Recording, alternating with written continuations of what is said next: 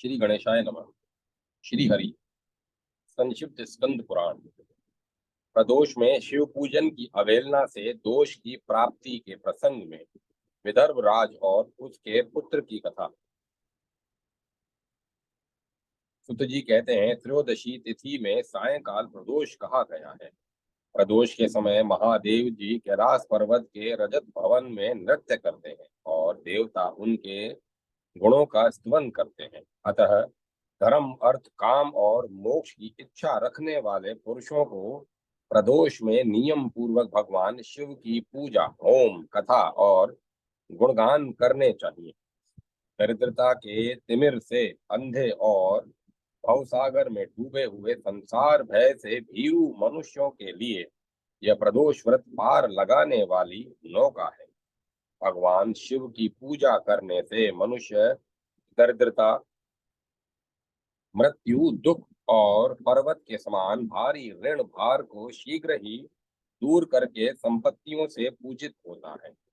विदर्भ देश में सत्यरथ नाम से प्रसिद्ध एक राजा थे, जो सब धर्मों में तत्पर, धीर, सुशील और सत्य प्रतिज्ञ थे। धर्म पूर्वक पृथ्वी का पालन करते हुए उनका बहुत सा समय सुख पूर्वक बीत गया।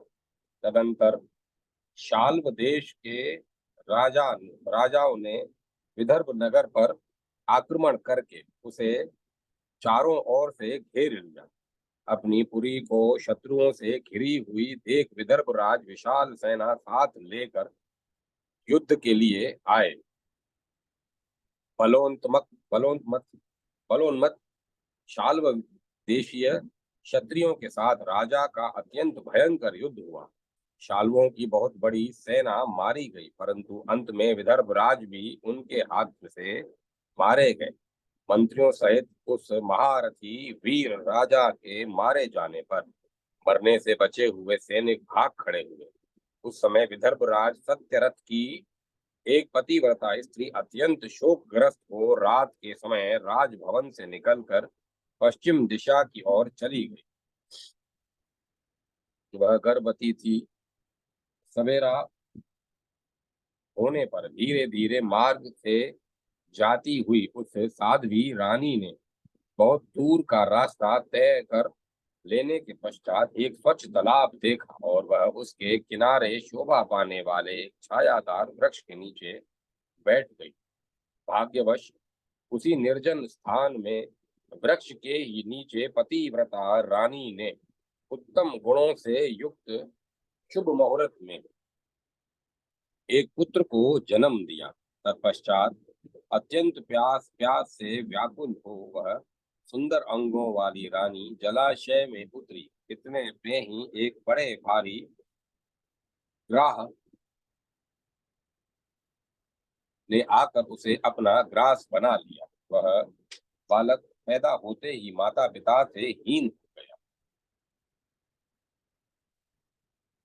और भूख प्यास से पीड़ित हो उस सरोवर के किनारे जोर जोर से रोने लगा। वह नवजात शिशु जब इस प्रकार क्रंदन कर रहा था, उसी समय भाग्यवश वहां एक श्रेष्ठ ब्राह्मणी आ पहुंची। वह भी अपने 1 वर्ष के बालक को गोद में लिए हुए आई थी। ब्राह्मणी निर्धन और विधवा थी। घर घर भीख मांग कर जीवन निर्वाह करती थी। उसका नाम उमा था। उसी सती साध्वी ब्राह्मणी ने उस राजकुमार को देखा। उसे अनाथ की भांति क्रंदन करते देखकर उसने मन ही मन विचार किया, कहो, यह तो बड़े आश्चर्य की बात है। दिखाई देती है कि यह नवजात शिशु यह तो बड़े आश्चर्य की बात दिखाई देती है कि यह नवजात शिशु जिसकी लाल भी अभी तक नहीं कटी है,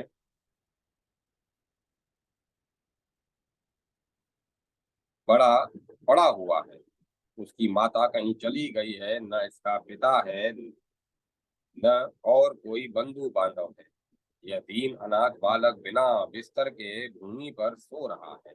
यह चांडाल का पुत्र है या शूद्र का, वैश्य का बालक है या ब्राह्मण का, अथवा यह क्षत्रिय का शिशु है।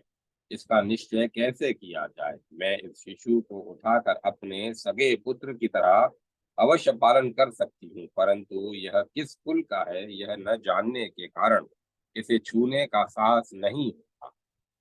वह पतिव्रता ब्राह्मणी जब इस प्रकार कह रही थी, उसी समय कहीं कोई सन्यासी महात्मा वहां आ गए। वे ऐसे जान पड़ते थे मानो साक्षात शंकर हो। उन श्रेष्ठ भिक्षु ने उस स्त्री से कहा, ब्राह्मणी, खेद न करो, हृदय की संशय वृत्ति दूर कर उस बालक की रक्षा करो, इससे तुम्हें शीघ्र ही परम कल्याण की प्राप्ति होगी। इतना कहकर वे दयालु भिक्षु तुरंत वहां से चले गए। उनके जाने के बाद ब्राह्मणी ने विश्वास पूर्वक उस बालक को लेकर अपने घर की ओर प्रस्थान किया। उस राजकुमार का ब्राह्मणी ने अपने बेटे के समान ही पालन पोषण किया। एक चक्रा नामक नगर में उस ब्राह्मणी का घर था। वह भिक्षा के अन्न से ही अपने पुत्र और राजकुमार की को भी पालने लगी। ब्राह्मणों ने ब्राह्मणी के तथा राजा के भी पुत्र का संस्कार कर दिया। वे दोनों सर्वत्र सम्मानित होकर दिन दिन बढ़ने लगे। समय आने पर उनका उपनयन संस्कार हुआ। अब वे दोनों बालक एक साथ रहकर नियमों का पालन करने लगे। दोनों माता के साथ प्रतिदिन भिक्षा के लिए जाते थे। एक दिन वह ब्राह्मणी उन दोनों बालकों के साथ भीख मांगती हुई देव योग से देव मंदिर में गई। वहां बड़े बूढ़े ऋषि मुनि रहा करते थे। उन दोनों बालकों को देखकर परम बुद्धिमान शांडिल्य नामक मुनि ने कहा, अहो, देव का बल बड़ा विचित्र है। कर्मों का उल्लंघन करना किसी भी जीव के लिए अत्यंत कठिन है। देखो न, यह बालक दूसरी माता की शरण लेकर भिक्षा से जीवन निर्वाह करता है। इस ब्राह्मणी को ही श्रेष्ठ माता के रूप में पाकर ब्राह्मण बालक के साथ ब्राह्मण भाव को प्राप्त हो गया। शांडिल्य मुनि का यह वचन सुनकर ब्राह्मणी को बड़ा विस्मय हुआ। उसने भरी सभा में मुनि को प्रणाम करके पूछा, ब्राह्मण, एक सन्यासी के कहने से मैं इस बालक को अपने घर ले आई। यद्यपि अभी तक इसके कुल का पता नहीं लगा, तथापि मैं पुत्र की भांति इसका पालन पोषण करती हूँ। आप ज्ञान के नेत्रों से देखते हुए अतः आपसे मैं यह जानना चाहती हूँ कि यह बालक किस कुल में उत्पन्न हुआ है और इसके माता पिता कौन है। मुनि बोले, यह विदर्भ देश के राजा का पुत्र है। इतना कहकर मुनि ने उस बालक के पिता के युद्ध में मारे जाने का तथा उसकी माता के ग्रह द्वारा ग्रस्त होने का सब समाचार पूर्ण रूप से बतलाया। यह सुनकर ब्राह्मणी को और भी आश्चर्य हुआ। अतः उसने फिर प्रश्न किया, महामुने, वे राजा संपूर्ण भोगों को छोड़कर युद्ध में क्यों मरे और इस बालक को दरिद्रता कैसे प्राप्त हुई? अब दरिद्रता को पूर्णतः नष्ट करके यह पुनः राज्य कैसे प्राप्त करेगा? मेरा यह पुत्र भी मेरा यह पुत्र भी भिक्षान से ही जीवन निर्वाह करता है। अतः इसकी दरिद्रता के निवारण का भी क्या उपाय है, यह बताने की कृपा करें। शांडिल्य ने कहा, इस राजकुमार के पिता विदर्भ राज पूर्व जन्म में पांड्य देश के श्रेष्ठ राजा थे।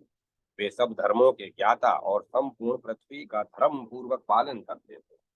एक दिन प्रदोष काल में राजा भगवान शंकर का पूजन कर रहे थे और बड़ी भक्ति से त्रिलोकीनाथ महादेव जी की आराधना में संलग्न थे। उसी समय नगर में सब और बड़ा भारी कोलाहल मचा। उस उत्कट शब्दों को सुनकर राजा ने बीच में ही भगवान शंकर की पूजा छोड़ दी और नगर में शोभ फैलाने की आशंका से राजभवन से बाहर निकल गए।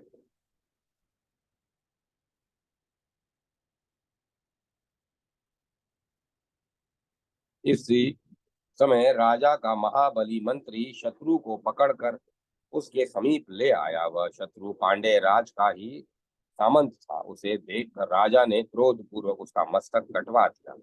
शिव पूजा छोड़कर नियम को समाप्त किए बिना ही राजा ने रात में भोजन भी कर लिया।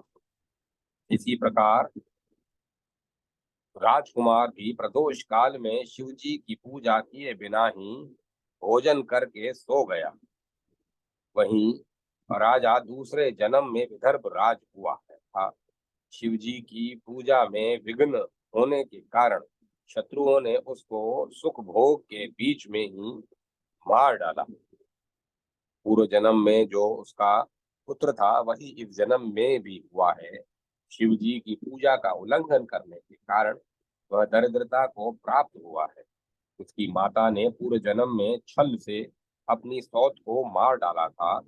उस महान पाप के कारण ही वह इस जन्म में ग्रह के द्वारा पाप के कारण ही वह इस जन्म में ग्रह के द्वारा मारी गई। मैं सत्य कहता हूँ, परलोक में हित की बात कहता हूँ।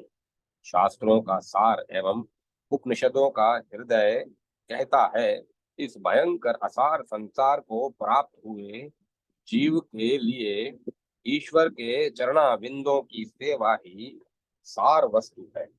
जो प्रदोष काल में अनन्य चित्त होकर परमेश्वर के चरणाविंदों की पूजा करते हैं, वे इसी संसार में सदा बढ़ने वाले धन धान्य स्त्री पुत्र सौभाग्य और संपत्ति के द्वारा सबसे बढ़कर होते हैं। ब्राह्मणी,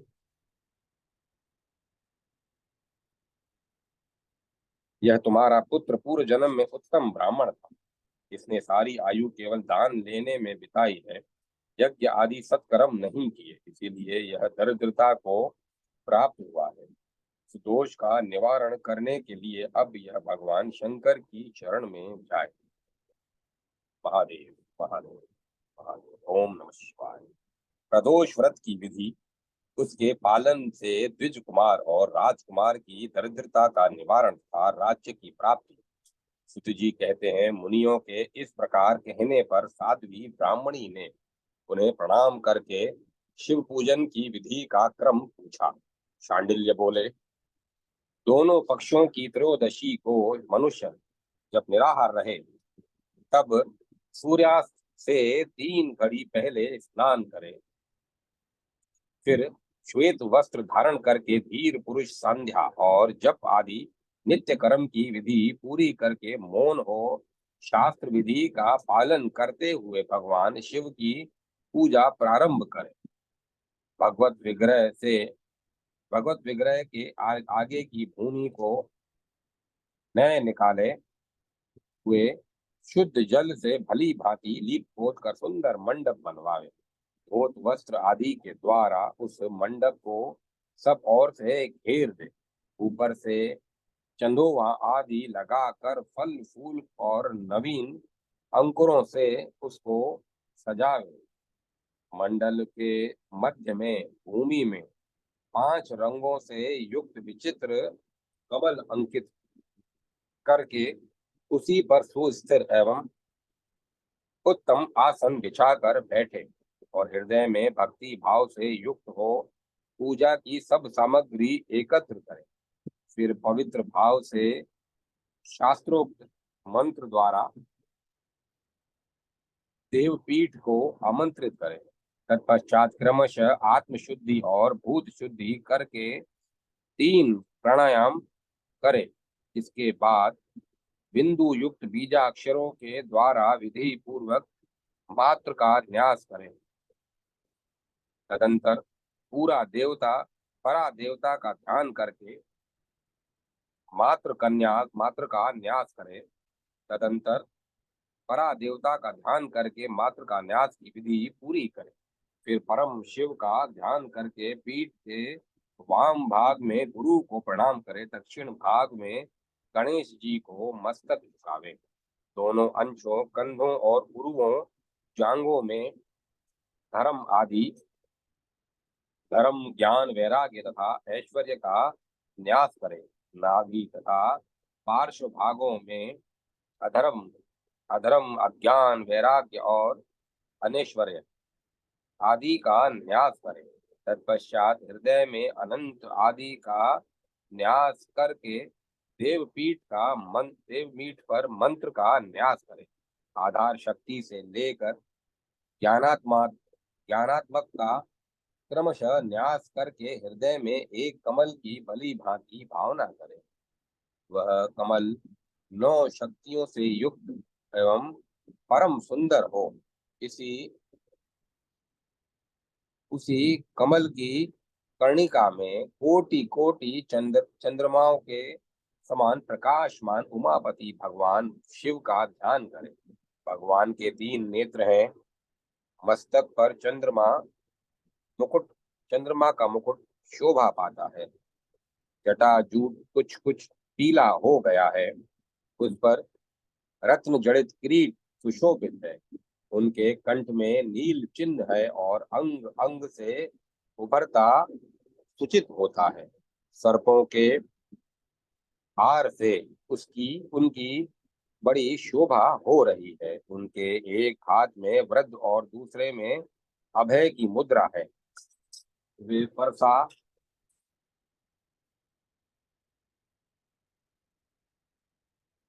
वे फरसा धारण करते हैं। उन्होंने नागों का कंकण केयूर अंगद तथा मुद्रिका धारण कर रखी है। वे व्याघ्र चर्म पहने हुए रत्न में सिंहासन पर विराजमान हैं। उनके वाम भाग में गिरिराज नंदिनी उमा देवी का चिंतन करें। इस प्रकार महादेव जी तथा गिरिजा देवी का ध्यान करके क्रमशः गंध आदि से उनकी मानसिक पूजा करें। 5 वैदिक मंत्रों से गंध आदि द्वारा पूर्वोक्त 5 स्थानों में अथवा हृदय में पूजा करें। फिर मूल मंत्र से 3 बार हृदय में ही पुष्पांजलि दे। उसके बाद प्राह पीठ सिंहासन पर महादेव जी का पुनः पूजन प्रारंभ करें। पूजा के आरंभ में एकाग्र चित्त होकर संकल्प पढ़े।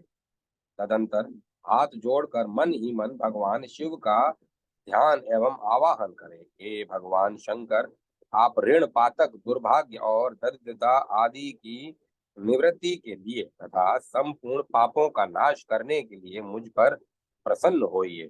मैं दुख और शोक की आग में जल रहा हूँ। संसार भय से पीड़ित हूँ। अनेक प्रकार के रोगों से व्याकुल और दीन हूँ। वृषवाहन मेरी रक्षा कीजिए। देव देवेश्वर सबको निर्भय कर देने वाले महादेव जी, आप यहाँ पधारिए और मेरी की हुई इस पूजा को पार्वती जी के साथ ग्रहण कीजिए।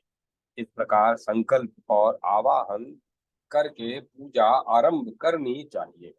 तत्पश्चात मनुष्य एकाग्रचित हो रुद्र सूक्त का पाठ करते हुए वहां स्थापित किए हुए शंख के जल से और पंचामृत से महादेव जी का अभिषेक करके भांति भांति के मंत्रों से आसन आदि उपचारों को समर्पित करें। भावना द्वारा दिव्य वस्त्र से विभूषित स्वर्ण सिंहासन की कल्पना करें और उसी पर भगवान को विराजमान करके अष्ट गुण युक्त अर्घ्य और पाद निवेदन करें। फिर शुद्ध जल से आचमन कराकर मधु पर्क दे। उसके बाद पुनः आचमन के लिए जल देकर मंत्रोच्चारण पूर्वक स्नान करावे। फिर यज्ञोपवित वस्त्र और आभूषण अर्पण करे। परम पवित्र अष्टांग युक्त चंदन चढ़ावे। बिलिव मदार लाल कमल धतूर कनेर सनई का फूल चमेली कुशा अपा मार्ग तुलसी जूही चंपा खट कटाहिया और करवीर के फूलों में से जितने मिल जाएं उन सब को शिवोपासक भगवान शिव पर चढ़ावे। इस इनके अतिरिक्त भी नाना प्रकार के सुगंधित पुष्प निवेदन करे। तत्पश्चात लाल चंदन से युक्त धूप और निर्मल दीप समर्पित करके उसके बाद हाथ धोकर घी, नमकीन और साग मिठाई, पुआ, शक्कर तथा गुड़ के बने हुए पदार्थ एवं खीर का नैवेद्य भोग लगावे। मधु, दही और जल भी अर्पण करें। उसे उस खीर का ही मंत्र द्वारा प्रज्वलित की हुई अग्नि में हवन करें। यह होम शास्त्रोक्त विधि से आश्चर्य के कथनानुसार संपन्न करना चाहिए। भगवान शंकर को नैवेद्य देकर मुख शुद्धि के लिए उत्तम तांबुल अर्पण करें। धूप आरती, सुंदर छत्र, उत्तम दर्पण को वैदिक तांत्रिक मंत्रों द्वारा विधि पूर्वक समर्पित करें। यदि यह सब करने की अपने में शक्ति न हो, अधिक धन का अभाव हो, तो अपने पास जितना धन हो उसी के अनुसार भगवान की पूजा करें। गौरीपति भगवान शंकर भक्ति पूर्वक भेंट किए हुए पुष्प मात्र से ही संतुष्ट हो जाते हैं। तदंतर स्तोत्रों द्वारा स्तुति करके भगवान को साष्टांग प्रणाम करें। फिर परिक्रमा करके पूजा समर्पित करने के पश्चात विधि पूर्वक गिरिराज श्री गिरिजापति की प्रार्थना करें। देव जगन्नाथ, आपकी जय हो। सनातन शंकर आपकी जय हो। संपूर्ण देवताओं के अधीश्वर आपकी जय हो। सर्वदेव पूजित आपकी जय हो।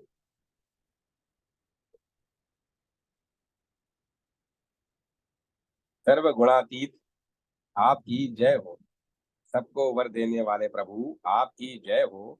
नित्य आधार दैत अविनाशी विश्वम्भर आपकी जय हो, जय हो। संपूर्ण विश्व के लिए एकमात्र जानने योग्य महेश्वर आपकी जय हो। नागराज वासुकी को आभूषण के रूप में धारण करने वाले प्रभु आपकी जय हो। गौरीपते आपकी जय हो। चंद्रशेखर शंभो, चंद्रार्थ शेखर शंभो आपकी जय हो। कोटि सूर्यों के समान तेजस्वी शिव आपकी जय हो। अनंत गुणों से गुणों के आश्रय आपकी जय हो। भयंकर नेत्रों वाले रुद्र आपकी जय हो। अचिंत्य निरंजन आपकी जय हो। अनाथ दया सिंधो आपकी जय हो। भक्तों की पीड़ा का नाश करने वाले प्रभु आपकी जय हो। दुष्कर संसार सागर से पार उतारने वाले परमेश्वर आपकी जय हो। महादेव, मैं संसार के दुखों से पीड़ित एवं खिन्न हूँ, मुझ पर प्रसन्न होइए। परमेश्वर, समस्त पापों के भय का अपहरण करके मेरी रक्षा कीजिए। के समुद्र में मैं महान दारिद्र्य के समुद्र में डूबा हुआ हूँ। बड़े बड़े पापों ने मुझे आक्रांत कर लिया है। मैं महान शोक से नष्ट और बड़े बड़े रोगों से व्याकुल हूँ। सब ओर से ऋण के भार से लदा हुआ हूँ। पाप कर्मों की आग में जल रहा हूँ और ग्रहों से पीड़ित हो रहा हूँ। शंकर, मुझ पर प्रसन्न होइए। निर्धन मनुष्य इस प्रकार पूजा के अंत में भगवान गिरिजापति की प्रार्थना करें। धनाढ्य अथवा राजा को इस प्रकार भगवान शंकर की प्रार्थना करनी चाहिए।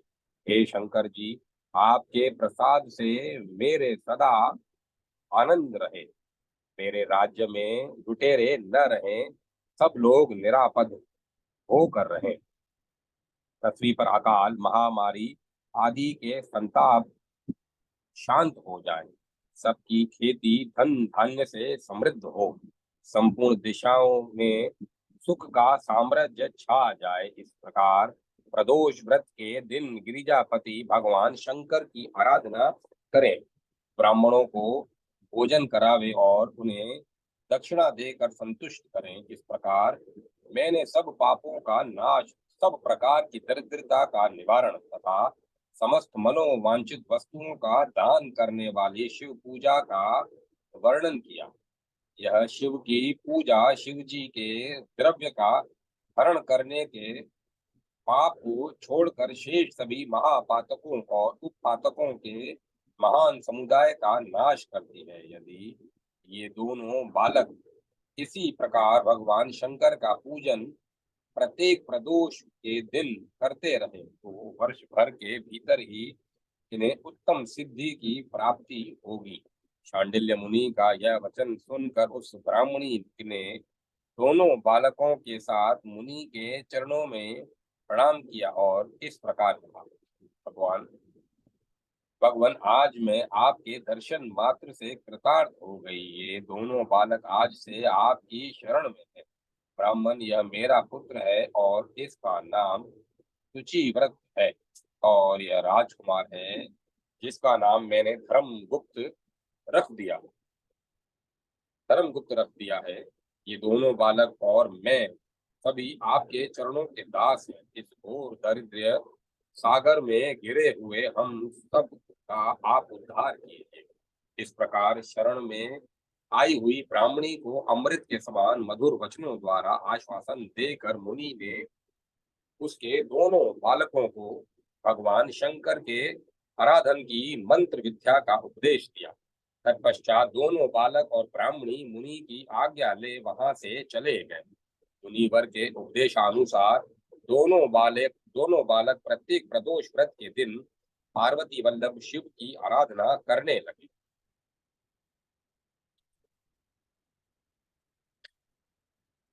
इस प्रकार शिव पूजा करते हुए द्विज कुमार और राजकुमार के 4 महीने सुखपूर्वक बीत गए। एक दिन द्विज कुमार राजकुमार को साथ लिए बिना ही नदी के तट पर स्नान करने के लिए गया और वहां मौज से दूर तक इधर उधर घूमता रहा। वहां झरने के जल के आघात से खाई की भूमि कट जाने से उसमें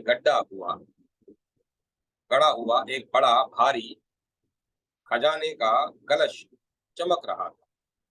जिस पर ब्राह्मण कुमार की दृष्टि पड़ी, उसे देखकर वह सहसा हर्ष और कौतूहल से भर कर उसके समीप गया और उसे देवता के प्रसाद से प्राप्त हुआ मानकर सिर पर लेकर घर को चल दिया। अथवा तथा घर के भीतर उस घड़े को रखकर माता से कहा, माँ, यह भगवान शंकर का प्रसाद तो देखो। उन्होंने दया करके घड़े के रूप में यह खजाना दिखला दिया। तब उस पतिव्रता ब्राह्मणी ने राजकुमार को भी बुलाकर कहा, पुत्रों, इस खजाने के घड़े को तुम दोनों आपस में बराबर बांट लो। माता की बात को सुनकर ब्राह्मण के पुत्र को प्रसन्नता हुई, किंतु राजपुत्र ने उससे कहा, माँ, तुम्हारे ही पुत्र के पुण्य से प्राप्त हुआ है, अतः मैं इस खजाने को बांट कर लेना नहीं चाहता। अपने पुण्य से प्राप्त हुए खजाने का ये स्वयं ही भोग करे, वे ही भगवान शंकर मुझ पर भी कृपा करेंगे। इस प्रकार प्रसन्नता पूर्वक भगवान शंकर की पूजा करते हुए उन दोनों कुमारों का उसी नगर में 1 वर्ष व्यतीत हो गया। एक दिन राजकुमार उस ब्राह्मण कुमार के साथ वसंत ऋतु में वन में भ्रमण करने के लिए गया। कुछ दूर जाने पर उन्होंने सैकड़ों गंधर्व कन्याओं को परस्पर क्रीड़ा करते हुए देखा। उन्हें देखकर ब्राह्मण कुमार ने दूर से ही राजकुमार से कहा, यहाँ से आगे जाना उचित नहीं है, क्योंकि उधर स्त्रियां विहार कर रही हैं। स्वच्छ अंतःकरण वाले विद्वान पुरुष स्त्रियों का सामीप्य त्याग देते हैं। ये रमणियां छल करने वाली तथा वाणी द्वारा अनुनय विनय करने में कुशल हैं। ये पुरुषों को अपनी दृष्टि मात्र से मोहित कर लेती हैं। इसीलिए अपने धर्म में तत्पर रह ब्रह्मचारी कभी स्त्रियों के समीप जाकर उनके साथ वार्तालाप न करें। ऐसा कहकर ब्राह्मण कुमार लौट पड़ा और दूर जाकर खड़ा हो गया, किंतु राजकुमार अकेला ही निर्भय होकर स्त्रियों की उस क्रीड़ा स्थली की ओर चला गया। उन गंधर्व कन्याओं में से एक ने राजकुमार को आते देख मन ही मन कुछ विचार किया और सखियों से कहा, सहेलियों, यहाँ से थोड़ी ही दूर पर एक उत्तम वन है, जहाँ विचित्र चंपा, अशोक, पुनाग और वकुल आदि वृक्ष खिले हुए हैं। वहां जाकर तुम सब लोग फूल तोड़ो। तब तक मैं यहीं बैठी हूँ, तुम फूलों का संग्रह करके पुनः यहाँ आ जाना। इसके इस प्रकार आदेश देने पर सखियां वन के भीतर चली गई और वह गंधर्व कन्या राजकुमार पर दृष्टि लगाए वहीं खड़ी रही। उसे देखकर राजकुमार कामदेव के बाणों से पीड़ित हो गया। गंधर्व कन्या ने अपने पास आए हुए राजकुमार को बैठने के लिए कोमल पल्लवों का आसन दिया और पूछा, कमल नयन, तुम कौन हो?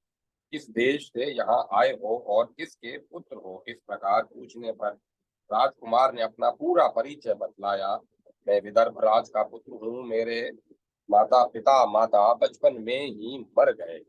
शत्रुओं ने मेरे राज्य पर अधिकार जमा लिया और मैं दूसरे ही राज्य में गुजारा करता हूँ। यह सारी बातें बताकर राजकुमार ने उस गंधर्व कन्या से पूछा, सुंदरी, तुम कौन हो? यहाँ तुम्हारा क्या कार्य है और तुम किसकी पुत्री हो?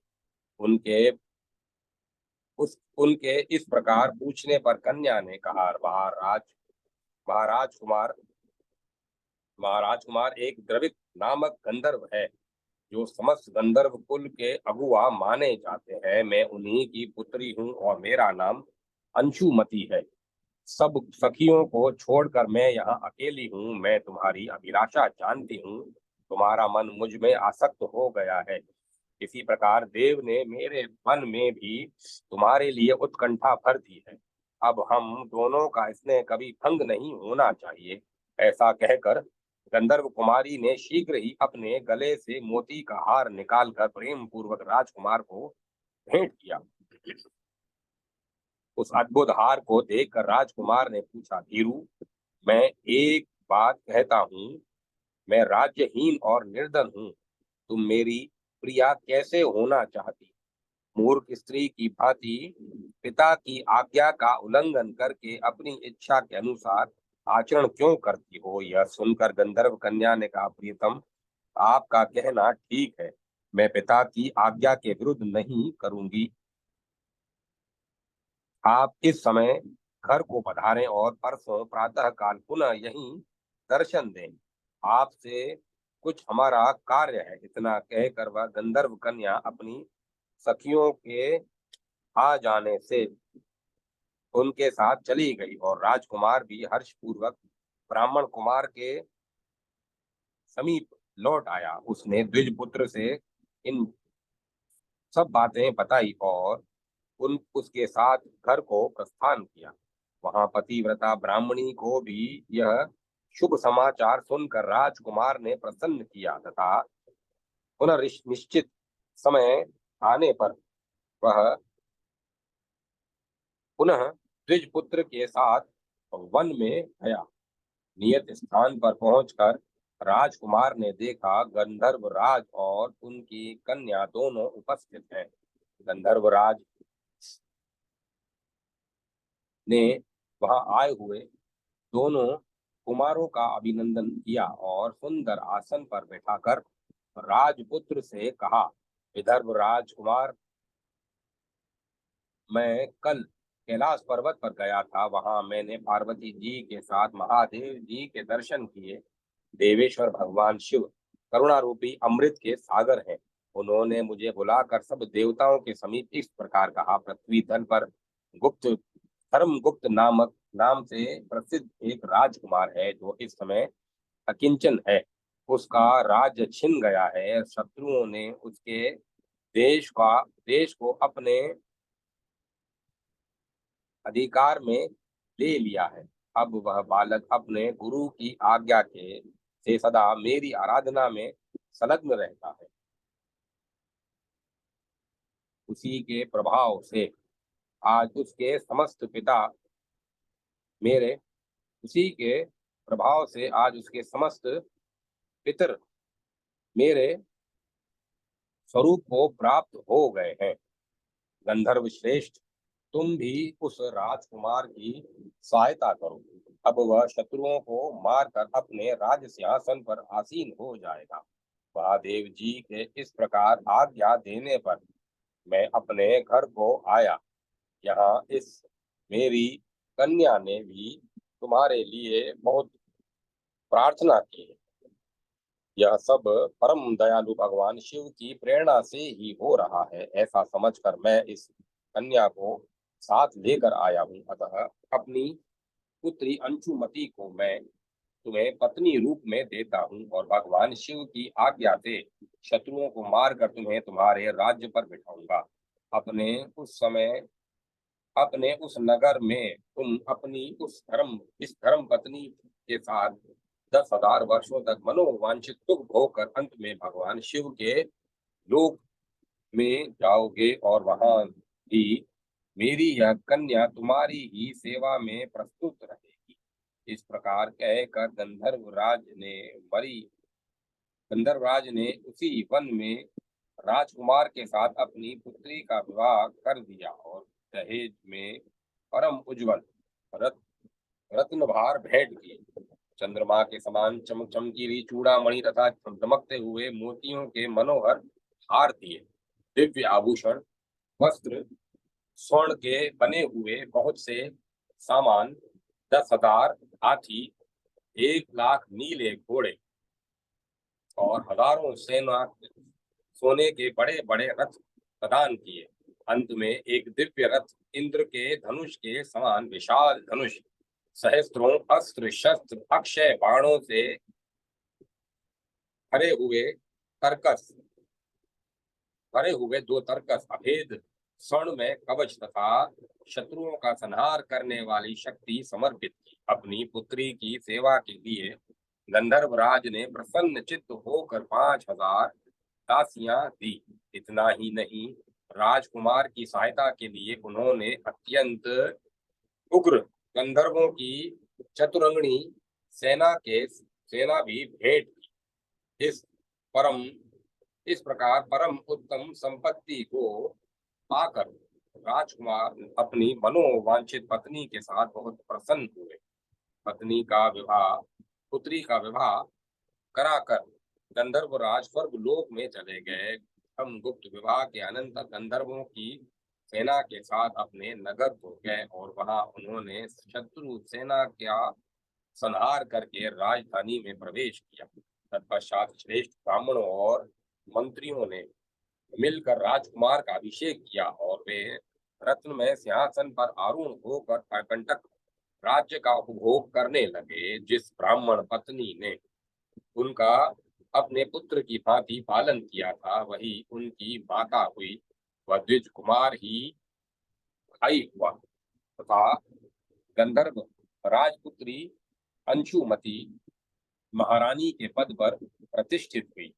भगवान शंकर की आराधना करके धर्मगुप्त विदर्भ देश के राजा हो गए। इसी प्रकार दूसरे लोग भी प्रदोष व्रत के दिन गिरिजापति की आराधना करके मनोवांछित कामनाओं को प्राप्त कर लेते हैं और देहावसान होने पर परम गति को प्राप्त होते हैं। सुत जी कहते हैं, जो प्रदोष व्रत में के परम अद्भुत पुण्यमय महात्मय को उस व्रत के दिन शिव पूजन के पश्चात एकाग्रचित होकर सुनता अथवा पढ़ता है, उसे 100 जन्मों तक कभी दरिद्रता नहीं होती और अंत में वह ज्ञान के ऐश्वर्य से युक्त हो भगवान शंकर के परम धाम को प्राप्त होता है। ओम नमो नारायण। ओम नमः शिवाय। ओम नमः शिवाय। जय गिरिनाथ जी। ओम तत्सत। अब कथा को विराम देता हूँ।